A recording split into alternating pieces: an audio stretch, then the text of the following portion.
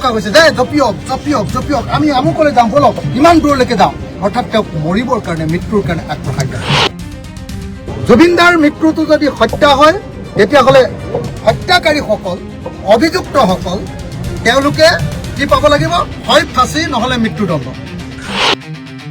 মনত ৰাখিব যদি কোনোবা এটা গোচৰ সঁচাকৈ তদন্ত কৰি দোষীক শাস্তি দিবলৈ হয় ফাৰ্ষ্ট কথা কি কৰিব লাগিব প্লেচ অফ অকাৰেঞ্চলৈ গৈ তদন্ত কৰিব লাগিব মোৰ নিজৰ যিটো দৃষ্টিভংগী যিটো অভিমত মোৰ যিটো নিজৰ মতামত সেই মতামতটো আপোনালোকৰ সন্মুখত জনাব আপোনালোকক প্ৰথমতে এটা কথা কৈ লওঁ মই বহুত কেছৰ মালিক মোৰ ওপৰত বহুত কেছ যে লাগি আছে নিশ্চয় আপোনালোকে জানে যে মই মোৰ ওপৰত বহুত কেছ লাগি আছে সেইকাৰণে মই বহুত কেছ লগাৰ কাৰণে মোৰ অলপ এই সম্পৰ্কে অলপ অভিজ্ঞতা আছে জুবিনদাৰ মৃত্যুৰ পাছত বা হত্যাৰ পাছত মই চেষ্টা কৰিছিলোঁ যে বিদেশত হোৱা গোচৰ এটাৰ ক্ষেত্ৰত কেনেকুৱা ধৰণৰ তদন্ত হ'ব এটা মই চেষ্টা কৰিছিলোঁ এই চেষ্টা যেতিয়া কৰিছিলোঁ কৰোঁতে মই যিখিনি পালোঁ সেই সম্পৰ্কে আপোনালোকক অকণমান জনাব খুজিছোঁ আৰু এতিয়া যিটো তদন্ত চলি আছে এই তদন্তটোত কি হ'ব এই সম্পৰ্কে মই আপোনালোকক অকণমান জনাব খুজিছোঁ প্ৰথম আজিকালি BNSS বুলি কয় ভাৰতীয় ন্যায় সংহিতা 2023 মতে বিদেশত যদি কিবা এটা ঘটনা ঘটে তেতিয়াহ'লে তাৰ ছেকশ্যন 208 অনুসৰি তাত এটা প্ৰভিজন আছে যাক নন অবষ্টেণ্টিভ ক্লজ বুলি কোৱা হয় যিটো ক্লজত অতি স্পষ্টভাৱে কৈছে এইটো মই 208ৰ নন অবষ্টেণ্টিভ ক্লজটো 1 মিনিটৰ কাৰণে গাই দিছোঁ provided that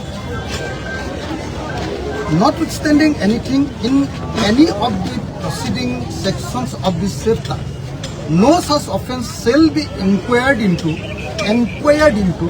and tried in India except with the previous sanction of central government.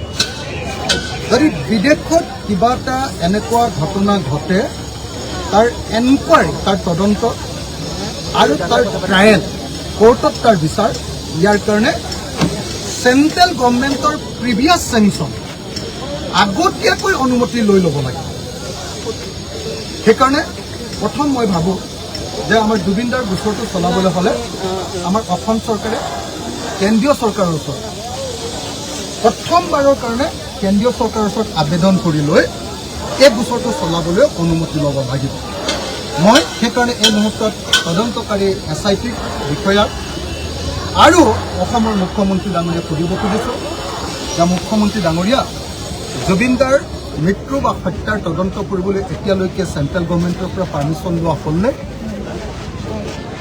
মই ভাবোঁ যে এতিয়ালৈকে লোৱা হোৱা নাই আৰু সেইকাৰণে যেতিয়ালৈকে এইটো পাৰ্মিশ্যন নল'ব তেতিয়ালৈকে এই যি এনকুৱাৰী আৰু এই যিটো ট্ৰায়েল আৰু এনকুৱাৰী এইটো প্ৰশাসনত পৰিণত হ'ব ফাৰ্ষ্ট হ'ব এইটোৰ পৰা কোনো ৰিজাল্ট নাহিব নাম্বাৰ 1 নাম্বাৰ 2 বিদেশত কৰা বিচাৰ বিদেশত কৰা গোচৰ সম্পৰ্কে আমাৰ BNSSৰ 211 আৰু 214 212 আৰু 214 মানে 114 নহয় 112 আৰু 114 112 আৰু 114 ছেকশ্যন এয়া 114 আৰু এইটো হ'ল 112 letter of request to competent authority for investigation in a country or place outside India বাহিৰৰ দেশত যদি কেনেবাকৈ এনেকুৱা ঘটনা ঘটে প্ৰথম কথাটো হ'ল যে লেটাৰ অফ ৰিকুৱেষ্ট পঠিয়াব লাগিব টু কম্পিটেণ্ট অথৰিটি ক'লৈ পঠিয়াব লাগিব তালৈ ক'লৈ যে আপোনাৰ ছিংগাপুৰলৈ তাৰ কম্পিটেণ্ট অথৰিটিলৈ আমি চিঠি পঠিয়াব লাগিব আৰু চিঠি পঠোৱা আপুনি ইয়াত যদি পঢ়ি চায় যে চিঠি পঠোৱাৰ এজেঞ্চিটো কি চিঠি পঠোৱাৰ এজেঞ্চিটো হ'ল আমাৰ বৰ্ষী পৰিক্ৰমা বিভাগ কি বুলি কয় ইংৰাজীত এক্সটাৰ্নেল মিনিষ্ট্ৰীয়ে প্ৰথমতে গোটেই কেছটো যে এইটো এটা সঁচাকৈ এটা সন্দেহযুক্ত কেছ তাৰ তথ্য তাৰ প্ৰমাণ তাৰ ষ্টেটমেণ্ট এইবিলাক ধুনীয়াকৈ লিখি তাৰ পাছত এই আটাইবিলাকক লৈ ছিংগাপুৰ চৰকাৰলৈ লেটাৰ অফ ৰিকুৱেষ্ট পঠিয়াব লাগে কিন্তু লেটাৰ অফ ৰিকুৱেষ্ট পঠিয়ালেও কাম নহ'ব যদিহে লেটাৰ অফ ৰিকুৱেষ্টৰ লগত কোৰ্টৰ কোনো অৰ্ডাৰ নাথাকে কোৰ্টৰ অৰ্ডাৰ সেইকাৰণে এইটো অত্যন্ত গুৰুত্বপূৰ্ণ কথা অত্যন্ত গুৰুত্বপূৰ্ণ কথা যে জুবিনদাৰ যদি সঁচাকৈ ন্যায় বিচাৰোঁ তেতিয়াহ'লে আমি লেটাৰ অফ ৰিকুৱেষ্ট পঠিয়ালে নহ'ব লেটাৰ অফ ৰিকুৱেষ্ট পঠিওৱাৰ লগে লগে আমি কোৰ্টৰ অৰ্ডাৰ পঠিয়াব লাগিব তালৈ কোৰ্টে ক'ব লাগিব যে হয় সেই মানুহকেইজনক এনকুৱাৰী অন্তৰ্ভুক্ত কৰা হওক যেতিয়ালৈকে কোৰ্টে নক'ব তেতিয়ালৈকে লেটাৰ অফ ৰিকুৱেষ্ট পঠিয়ালেও ছিংগাপুৰ গভৰ্ণমেণ্টে আমাক এই গোচৰটোত সহায় নকৰিব পাৰে ছিংগাপুৰ গভৰ্ণমেণ্টে আমাক এই গোচৰটোত সহায় কৰিবৰ কাৰণে দুখন আইন আছে দুখন আইন এই দুখন আইনৰ ভিতৰত এখনক কোৱা হয় আপোনাৰ এখনক কোৱা হয় দ্য এক্সট্ৰাডিশ্যন এক্ট 1962 দ্য এক্সট্ৰাডিশ্যন এক্ট 1962 আৰু আনখনক কোৱা হয় যে আমাৰ বেলেগ বেলেগ দেশৰ লগত যিটো সম্পৰ্ক এই মানে যিটো হেৰি থাকে মানে কিবা বস্তু এটা ঘূৰাই পাবৰ কাৰণে আমি যিটো লাগে এইটো কি বুলি কয়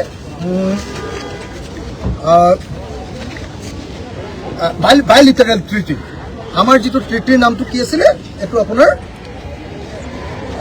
আমাৰ ট্ৰিটিটোৰ নামটো যে আমাৰ তেনেকুৱা 35খনমান দেশৰ লগত আমাৰ ট্ৰিটি আছে আৰু সেই ট্ৰিটিটো আমাৰ থাকিব লাগিব সেই চুক্তিটো থাকিব লাগিব আৰু আপোনালোকে জানে যে সেই ট্ৰিটিটো আমাৰ আছে ছিংগাপুৰ গভৰ্ণমেণ্টৰ লগত গতিকে এই যে ট্ৰিটি সেই ট্ৰিটি থাকিবই লাগিব ট্ৰিটি আছে গতিকে সেই গভৰ্ণমেণ্টে আমাক দিবলৈ বাধ্য তেওঁলোক দিব কিন্তু দিবৰ কাৰণে আমি আন এখন এক্ট ইউজ কৰিব লাগিব এক্সট্ৰাডিশ্যন এক্ট 1962 আৰু 1962 এপ্লাই কৰিলে নহ'ব এইটো কাৰ চেনেলে যাব লাগিব এক্সটাৰ্নেল এফেয়াৰ মিনিষ্ট্ৰীৰ জৰিয়তে যাব লাগিব আমাৰ বহি পৰিক্ৰমা বিভাগৰ জৰিয়তে এই বস্তুটো যাব লাগিব আৰু এই ক্ষেত্ৰত মানুহ ধৰি আনিবৰ কাৰণে আমি ইণ্টাৰপলৰ ৰেড কৰ্ণাৰ নটিচ ব্যৱহাৰ কৰিব পাৰোঁ ইণ্টাৰপলৰ ৰেড কৰ্ণাৰ নটিচ অৰ্থাৎ ইণ্টাৰপলৰ ইণ্টাৰপলক আমি ব্যৱহাৰ কৰিব পাৰোঁ ইণ্টাৰপলৰ যদি ৰেড কৰ্ণাৰ নটিচ যদি আমি পঠিয়াব পাৰোঁ তেতিয়াহ'লে ইণ্টাৰপলে তেওঁলোকক ধৰি আনিব পাৰে এতিয়া ইণ্টাৰপলক ধৰি আনিবৰ কাৰণে ইণ্টাৰপলৰ জৰিয়তে ধৰি আনিবৰ কাৰণে 114 ছেকশ্যন 114 যদি আপোনালোকে চাই তাত লিখি থোৱা আছে assistance in securing transfer of person মানুহ এজনক ধৰি আনিবৰ কাৰণে তাৰ পৰা লৈ আহিবৰ কাৰণে কি ব্যৱস্থা আছে সেই কথাটো লিখি থোৱা আছে কি সেই কথাটোত লিখি থোৱা আছে আপোনালোকে যদি চাই where is a court in India in relation to a criminal matter desires that a warrant for arrest of any person to attend or produce a document or other things issued by it shall be executed any place in a contracting state it shall send such warrant in duplicate in such form to such court judge or magistrate through such authority as the central government may by notification specify in this behalf so and so গতিকে যদি মানুহজনক ধৰি আনিবলৈ হয় ছিংগাপুৰৰ পৰা তেতিয়াহ'লে আমাৰ এই কোৰ্টৰ পৰা তাৰ ইম্পৰ্টেণ্ট কোৰ্টলৈ তাৰ যিখিনি মানে কি কনচাৰ্ণ কোৰ্টলৈ আমাৰ ইয়াৰ পৰা ৰিকুৱেষ্ট যাব লাগিব আৰু কনচাৰ্ণ কোৰ্টে তাতে অনুমতি দিব লাগিব আৰু তাৰপাছত ইয়ালৈ আমাক লৈ আহিব পাৰে এতিয়া মই দ্বিতীয়তে সেইকাৰণে আপোনালোকক সুধিব খুজিছোঁ মই প্ৰথম সুধিবলৈ খুজিছিলোঁ যে এতিয়ালৈকে 208 অনুসৰি 208 BNSSৰ 208 অনুসৰি এতিয়ালৈকে চেণ্ট্ৰেল গভৰ্ণমেণ্টৰ পাৰ্মিশ্যন লোৱা হ'লনে প্ৰিভিয়াছ চেংচন দে পিছত ল'লে নহ'ব প্ৰিভিয়াছ মানে এনকুৱাৰী কৰাৰ আগতে বা ট্ৰায়েল কৰাৰ আগতে প্ৰিভিয়াছ চেংচন ল'ব নম্বৰ 1 2 মই আকৌ ক'লোঁ যে আপোনাৰ ছেকশ্যন 111 অনুসৰি আপোনালোকক দেখুৱাইছিলোঁ 112 অনুসৰি আপোনালোকক দেখুৱাইছিলোঁ যে 112 অনুসৰি আমাৰ লেটাৰ অফ ৰিকুৱেষ্ট পঠিয়াব লাগিব আৰু 114 অনুসৰি আমি BNSSৰ 114 অনুচ্ছেদ ছেকশ্যন অনুসৰি আমি কি কৰিব লাগিব আমি আকৌ কোৰ্টৰ জৰিয়তে আনখন কোৰ্টলৈ চিঠি লিখিব লাগিব এইবিলাক এতিয়ালৈকে কৰা হৈছেনে জুবিনদাৰ ক্ষেত্ৰত? কৰা হয়। সেইকাৰণে আমি ভাবোঁ যে জুবিনদাৰ কেছটোৰ ক্ষেত্ৰত ন্যায় পোৱাটো এতিয়ালৈকে সম্ভৱ নহ'ব আৰু ন্যায় পোৱাৰ কোনো সম্ভাৱনা নাই। কালি জুবিনদাৰ বৌ ইয়ালৈ আহিছিলে। বৌক যদি ব্যক্তিগত মই তুমি তামাকে মাতোঁ, বৌ মোতকৈ 1 বছৰ সৰু আছিলে। আমি একেলগতে কটন কলেজত পঢ়িছিলোঁ, 1 বছৰ মই ছিনিয়ৰ আছিলোঁ। এতিয়া জুবিনদাৰ বৌৰ কাৰণে মই বৌ বুলিয়ে মাতোঁ। বৌই কালি আপোনালোকে নিশ্চয় দেখিছে যে এই সমাধি ক্ষেত্ৰলৈ আহি কান্দিছে। নিশ্চয় আপোনালোকে দেখিছে যে প্ৰত্যেক দিনাই বৌ আৰু জুবিনদাৰ ভনীয়েকে প্ৰত্যেক দিনাই আহ্বান জনাইছে যে আমাৰ মানুহজনক মৃত্যুৰ ন্যায় দিয়ক, মোৰ ককাইটোৰ মৃত্যুৰ ন্যায় দিয়ক। ইমান ডাঙৰ এজন মানুহ, যিজনৰ কাৰণে এনেকৈ হাজাৰ হাজাৰ মানুহ ডেইলি ইয়ালৈ আহি আছে, যিজনক অসমীয়া মানুহে নিজৰ হৃদস্পন্দন বুলি ভাবে, সেই মানুহজনৰ ন্যায় পাবৰ কাৰণে তেওঁ পৰিয়ালৰ মানুহে ইয়ালৈ আহি সমাধি ক্ষেত্ৰলৈ আহি কান্দিবলগীয়া পৰিস্থিতি হৈছে। এইটো চৰকাৰৰ অৱহেলা নহয়নে? এতিয়া মই আপোনালোকৰ ওচৰলৈ আহিব খোজোঁ যে এই গোচৰটো কিয় আমি এই গোচৰটো যিটো চলাই আছে, তদন্ত চলাই আছে, এইটোৰ পৰা কিয় ফলাফল নাহিব বুলি ভাবোঁ? এইটো কিয় ভুৱা তদন্ত চলাই আছে বুলি আমি ভাবোঁ? কিয় এইটোক আমি ফাৰ্চিকেল বা ফাৰ্চ বা প্ৰশাসন বুলি ভাবোঁ? এইকাৰণে ভাবোঁ যে যিকোনো এটা গোচৰ যদি চলাবলৈ হয় তেতিয়াহ'লে প্লেচ অফ অকাৰেঞ্চলৈ যাব লাগে। য'ত ঘটনাটো ঘটিছে তালৈ এনকুৱাৰী অফিচাৰ যাবই লাগে। কিন্তু আমাৰ পুলিচে আজি অলপ আগতে মই দেখিলোঁ, অলপ আগতে সাংবাদিকৰ লগত SITৰ যিজন চেয়াৰপাৰ্চন নে হেডজন মুন্না প্ৰসাদ গুপ্তাই কৈছে যে হয় আমি প্লেচ অফ অকাৰেঞ্চলৈ যাব লাগে, কিন্তু বিদেশতো প্লেচ অফ অকাৰেঞ্চত গৈ এনকুৱাৰী কৰিব নোৱাৰোঁ আমাৰ পুলিচে, কিন্তু নিয়ম আছে। প্লেচ অফ অকাৰেঞ্চলৈ যাব ডেফিনেটলি পাৰিব, কিন্তু প্লেচ অফ অকাৰেঞ্চত ষ্টেটমেণ্ট যিটো ল'ব, তাৰ তথ্য পাতি যিবিলাক সংগ্ৰহ কৰিব, সেইবিলাক তাৰ স্থানীয় পুলিচৰ প্ৰশাসনৰ জৰিয়তে সংগ্ৰহ কৰিব। কিন্তু লগত উপস্থিত থাকিব পাৰিব আমাৰ ইয়াৰ এনকুৱাৰী অফিচাৰ। আৰু সেইটো কৰিবলৈ হ'লে কি কৰিব লাগিব? সেইটো কৰিবলৈ হ'লে গভৰ্ণমেণ্ট অফ ইণ্ডিয়াৰ চেংচন ল'ব লাগিব, নাম্বাৰ 1। তাৰপিছত লেটাৰ অফ ৰিকুৱেষ্ট পঠিয়াব লাগিব, নাম্বাৰ 2। 3 নম্বৰ কোৰ্টৰ পৰা অৰ্ডাৰ এটা যাব লাগিব, কোৰ্টৰ পৰা এটা ৰিকুৱেষ্ট লেটাৰ যাব লাগিব। 4 নম্বৰ কি কৰিব লাগিব? আমাৰ ইয়াৰ পৰা তেখেতে কৈছে যে আমিতো টুৰিষ্ট ভিছা লৈ গ'লে আমাকতো তাতে উল্টাই ধৰিবহে। টুৰিষ্ট ভিছা নহ'লে নহয়, গভৰ্ণমেণ্টৰ অনুমতিৰ সাপেক্ষে আমাৰ ইয়াৰ পৰা তেওঁলোক যাব লাগিব। এইটো যেতিয়ালৈকে নকৰিব তেতিয়ালৈকে তদন্তটো মূল্য। গতিকে মই আকৌ এবাৰ জনাব খুজিছোঁ যে চৰকাৰে সঁচাকৈ যদি জুবিনদাক ন্যায় দিব খুজিছে, ন্যায় মানে কি? জুবিনদাৰ ন্যায় মানে কি? জুবিনদাৰ ন্যায় মানে দুটা। জুবিনদাৰ ন্যায় মানে দুটাই মাত্ৰ। 1 নম্বৰ, জুবিনদাৰ ন্যায় মানে হ'ল যদি জুবিনদাক হত্যা কৰিছে তেতিয়াহ'লে ছেকশ্যন 103 ন আজিকালি হত্যাটো, বোধহয় ছেকশ্যন 103, ছেকশ্যন 103 অধীনত তেওঁলোকক কি কৰিব লাগিব? ফাঁচি দিব লাগিব বা মৃত্যুদণ্ড দিব লাগিব যদি হত্যা কৰিছে। আৰু যদি হত্যা কৰা নাই কিন্তু মৃত্যুৰ ফালে ঠেলি দিছে তেতিয়াহ'লে কি কৰিব লাগিব? তেতিয়াহ'লে তেওঁলোকক যাৱজ্জীৱন কাৰাদণ্ড বা লাইফ ইমপ্ৰিজনমেণ্ট দিব লাগিব। এইটো হ'ল BNSSৰ ভিতৰত থকা BNS, ভাৰতীয় ন্যায় সংহিতাৰ ভিতৰত থকা ন্যায়। আকৌ এবাৰ কৈ ক্ষেত্ৰটো চাব পৰাকৈ জুবিনদাৰ ন্যায় মানে হ'ল দুটা বস্তু। 1, যদি জুবিনদাক হত্যা কৰিছে তেতিয়াহ'লে যি হত্যা কৰিছে তেওঁলোকক ফাঁচি দিব লাগিব। আমাৰ মুখ্যমন্ত্ৰীয়ে কৈছে যে এইটো হত্যাকাণ্ড, তেতিয়াহ'লে তেওঁলোকক ফাঁচি দিব লাগিব, নাম্বাৰ 1। আৰু যদি এইটো হত্যাকাণ্ড বুলি প্ৰমাণিত নহয়, কিন্তু আমি সকলোৱে দেখিছোঁ যে জুবিনদাক মৰিবৰ কাৰণে ঠেলি দিয়া হৈছে, মদ খুওৱা হৈছে, তাৰপাছত পানীত জাপ মাৰিবলৈ দিয়া হৈছে। পানীত জাপ মাৰিবলৈ অনুমতি লোৱা হোৱা নাই। অনুমতি মানে এখন ফৰ্ম ফিল আপ কৰিব লাগে, তাত অনুমতি ল'ব লাগে, সেইটো লোৱা হোৱা নাই। আকৌ সাগৰত পানীত জাপ মাৰোঁতে আকৌ আনকি লাইফ জেকেটো নাই। আৰু তেওঁক কৈ থকা হৈছে যে জপিয়ক, আমি আমুকলৈ যাম, বলক ইমান দূৰলৈকে যাওঁ। অৰ্থাৎ তেওঁক মৰিবৰ কাৰণে, মৃত্যুৰ কাৰণে আগবঢ়াই দিয়া হৈছে। গতিকে এইটোৰ কাৰণে আপোনালোকে সকলোৱে জানে ইয়াৰ কাৰণে লাইফ ইমপ্ৰিজনমেণ্ট হয়। গতিকে জুবিনদাৰ ন্যায় মানে হ'ল দুটা। নাম্বাৰ 1, জুবিনদাৰ মৃত্যুটো যদি হত্যা হয় তেতিয়াহ'লে হত্যাকাৰীসকল, অভিযুক্তসকল তেওঁলোকে কি পাব লাগিব? হয় ফাঁচি, নহ'লে মৃত্যুদণ্ড। আৰু যদি মৃত্যু হয়, হত্যাকাণ্ড নহয় কিন্তু তেওঁক মৃত্যুলৈ ঠেলি দিয়া হ'ল, তেতিয়াহ'লে কি পাব লাগিব? তেতিয়াহ'লে কি হ'ব লাগিব? যাৱজ্জীৱন কাৰাবন্দী। কিন্তু এতিয়া যিটো বিচাৰ কৰি আছে এইটোত পাবনে? মই অনেক মানুহৰ লগত কথা পাতিছোঁ, মন্ত্ৰীৰ লগত কথা পাতিছোঁ, অফিচাৰৰ লগত কথা পাতিছোঁ, চবেই কৈ আছে একো নহ'ব। কেলে কৈ আছে? কেলে কৈ আছে? কাৰণ আপোনালোকে মনত ৰাখিব, যদি কোনোবা এটা গোচৰ সঁচাকৈ তদন্ত কৰি দোষীক শাস্তি দিবলৈ হয়, ফাৰ্ষ্ট কথা কি কৰিব লাগিব? প্লেচ অফ অকাৰেঞ্চলৈ গৈ তদন্ত কৰিব লাগিব, য'ত ঘটনা ঘটিছে তালৈ যাব। নাম্বাৰ 1, অকল প্লেচ অফ অকাৰেঞ্চলৈ গ'লেই নহ'ব, প্লেচ অফ অকাৰেঞ্চলৈ গৈ স্কেচ মেপ আঁকিব লাগিব। স্কেচ মেপ যিকোনো এজন উকিলক আপোনালোকে সোধক যে হত্যাকাণ্ডৰ এটা তেতিয়াই দোষী বাচি যায় যদি সেই আইঅ'য়ে যদি সেই স্কেচ মেপ তৈয়াৰ নকৰে।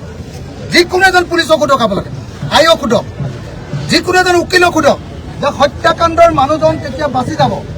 ছাপ'জ মই কাৰোবাৰ এজন মানুহক মাৰি দিলোঁ, ছাপ'জ, কিন্তু মই নফচোঁ যদি সেই পুলিচে যিটো ঠাইত ঘটনা ঘটিছে সেইটো ঠাইত মেপ তৈয়াৰ কৰি গোটেই বস্তুটো কোৰ্টক প্ৰমাণ কৰিব নোৱাৰে। এতিয়া যদি নেযায়ে আৰু যদি তেওঁলোকক কৈ দিয়ে যে আপোনালোকে আমাক তথ্য দিয়ক, ক'ব CCTV কেমেৰা ফুটেজটো দিয়ক, তেতিয়াহ'লে ক'ত ফচিব? গতিকে প্ৰথম কথা তালৈ যাব লাগিব। নাম্বাৰ 2, তেওঁলোকে যাবতো লাগিবই, স্কেচ আঁকিব লাগিব, স্কেচ মেপ বুলি কয়। সকলোৱে জানে যে হত্যাকাণ্ডৰ কাৰণে অপৰিহাৰ্যভাৱে কৰিবলগীয়া কামটো হ'ল স্কেচ মেপ অঁকা। স্কেচ মেপ যদি নাৰাখে তেতিয়াহ'লে তেওঁলোকে বেনিফিট অফ ডাউটত বেনিফিট লাভ কৰি যাব বা অন্যান্য ধৰণৰ বেনিফিট তেওঁলোকে লাভ কৰিব আৰু হত্যাকাণ্ড কৰা মানুহকেইজন বাচি যাব। তৃতীয়তে, অকল সেইটো কৰিলে নহ'ব। এই যে জুবিন দাৰ মৃত্যু হৈছিলে, যিজন মানুহে প্ৰথমতে মৃত্যু ঘটনাত উপস্থিত আছিলে সেই গোটেইকেইজনৰ ষ্টেটমেণ্ট ল'ব লাগিব। অকল তেওঁলোকে ষ্টেটমেণ্ট ল'লে নহ'ব, তাৰপিছত যিকেইজন মানুহক তেওঁলোকে উঠাই আনিছিলে, পুলিচে ৰেস্কিউ কৰিছিলে, হয় ৰেস্কিউ টিম নহ'লে পুলিচ এটা, তেওঁলোকৰ ষ্টেটমেণ্ট ল'ব লাগিব। অকল ৰেস্কিউ টিমক ষ্টেটমেণ্ট ল'লে নহ'ব, এম্বুলেঞ্চত যদি উঠাইছিলে এম্বুলেঞ্চৰ ষ্টেটমেণ্ট ল'ব লাগিব। যিখন জাহাজ বা য়াটছত উঠাইছিলে সেই য়াটখনৰ কেপ্টেইন আৰু তাৰ কৰ্মচাৰীবিলাকৰ মানে হেৰি ল'ব লাগিব, ষ্টেটমেণ্ট ল'ব লাগিব। তাৰপিছত যি ডাক্তৰে চাইছিলে ডাক্তৰৰ হেৰি ল'ব লাগিব, যি ডাক্তৰে চাইছিলে তেওঁলোকৰ ল'ব লাগিব, আৰু যি মেডিকেল চাৰ্টিফিকেট দিছিলে, যি পষ্টমৰ্টেম ৰিপৰ্ট দিছিলে তেওঁলোকৰো ষ্টেটমেণ্ট ল'ব লাগিব। এইবিলাকৰ ষ্টেটমেণ্ট ল'ব লাগিব। যদি এইবিলাক ষ্টেটমেণ্ট নলয়, পৃথিৱীৰ কোনো গোচৰত কোনেও কাকো গ্ৰেপ্তাৰ কৰিব নোৱাৰে, কোনেও কাকো শাস্তি দিব নোৱাৰে। এতিয়া যিটো হৈ আছে সেইটো হ'ল কি জানেনে? সেইটো হ'ল তদন্ত সময়ছোৱাত কেইদিনমানৰ কাৰণে জেল হাজতত ৰখা, কেইদিনমানৰ কাৰণে জেলত মানে জুডিচিয়েল হেৰি বুলি কয়, কাষ্টডি বুলি কয়, কোৰ্টৰ কাষ্টডিত মাত্ৰ কেইদিনমানৰ কাৰণে ৰখা। মই আপোনালোকক গেৰাণ্টি দিছোঁ, আৰু এইটো মই জুবিন গাৰ্গৰ সমাধি ক্ষেত্ৰত গেৰাণ্টি দিছোঁ। কি বুলি গেৰাণ্টি দিছোঁ? বৰ্তমান যিটো তদন্ত চলি আছে এই তদন্তত জুবিন দাই ন্যায় নাপায়। মই আপোনালোকক গেৰাণ্টি দিছোঁ, এইটো হয় নে নহয় আপোনালোকে চাব। তাৰ কাৰণটো কি? তাৰ কাৰণটো হ'ল মই আইনবিলাক পঢ়ি লৈছোঁ। তাৰ কাৰণটো কি? মোৰ জীৱনত 165টা কেছ হৈছে, মই 165টা কেছ এই যে যুঁজি আছোঁ তাৰ অভিজ্ঞতাৰ পৰা মই কৈছোঁ যে জুবিন গাৰ্গৰ মৃত্যু বা হত্যাকাণ্ডৰ জগৰীয়াসকলে কোনোপধ্যে এইবাৰ শাস্তি নাপায়, তেওঁলোকৰ ওপৰত শাস্তি ঘোষিত নহয়, তেওঁলোকে ট্ৰায়েলত জিকি যাব। আৰু সেইকাৰণে আপোনালোকে নিশ্চয় গম পাইছে যে শ্যামকানু মহন্ত নামৰ মানুহজনে প্ৰথমতে অসম পুলিচলৈ ভয় কৰি অসমত হাল্লা হ'ব বুলি ভাবি তেওঁ এনকুৱাৰীটো CBIলৈ নিব খুজিছিল। কিন্তু যেতিয়া গম পালে অসম পুলিচৰ গোটেই এনকুৱাৰীটোৱে 2 নম্বৰী, এইটোৰ পৰা আমি বাচি যাম, আমি একুইটেল পাম, সেইকাৰণে লগে লগে তেওঁ সুপ্ৰিম কোৰ্টৰ পৰা কেছটো উঠাই ল'লে। কেছটো তেওঁ উঠাই ল'লে কিয়? তেওঁ কেছটো উঠাই লোৱাৰ প্ৰধান কাৰণটো হ'ল কি জানেনে? তেওঁ কেছটো উঠাই লোৱাৰ প্ৰধান কাৰণটো হ'ল কাৰণ তেওঁ বাচিব বুলি ইতিমধ্যে গম পাই গৈছে। সেইকাৰণে মই আপোনালোক সকলোকে অনুৰোধ কৰিব খুজিছোঁ, সেই অসমবাসী ৰাইজ আপোনালোকক সকলোকে অনুৰোধ কৰিব খুজিছোঁ, জুবিন দাৰ ন্যায় মানে হ'ল 2টা ঘটনা। জুবিন দাক যদি হত্যা কৰিছে তেতিয়াহ'লে হত্যাকাৰীসকলৰ ফাঁচী বা মৃত্যুদণ্ড, আৰু যদি হত্যা কৰা নাই তেওঁক মৃত্যুলৈ ঠেলি দিয়াটো আমি সকলোৱে দেখিছোঁ। গতিকে মৃত্যুলৈ ঠেলি দিয়াৰ কাৰণে যাৱজ্জীৱন কাৰাদণ্ড। আৰু বৰ্তমান চৰকাৰে যিটো তদন্ত কৰি আছে এইটো কোনো পধ্যে দোষীবিলাক শাস্তিৰ সন্মুখীন নহয়, মই এইটো আপোনালোকক গেৰাণ্টি দি কৈছোঁ। সেইকাৰণে আমি বাৰম্বাৰ দাবী জনাই আহিছোঁ যে এই গোচৰ CBIক দিব লাগে। CBIয়ে ছিংগাপুৰৰ লগত কথা পাতি এই তদন্ত কৰিব পাৰিব। আমাৰ অসম পুলিচে একো কৰিব নোৱাৰে। কিন্তু অসমৰ মুখ্যমন্ত্ৰীয়ে শ্যাম কানুক বচাবৰ কাৰণে, সিদ্ধাৰ্থক বচাবৰ কাৰণে এই কেছ CBIক দিব খোজা নাই, CBIক নিদিয়ে।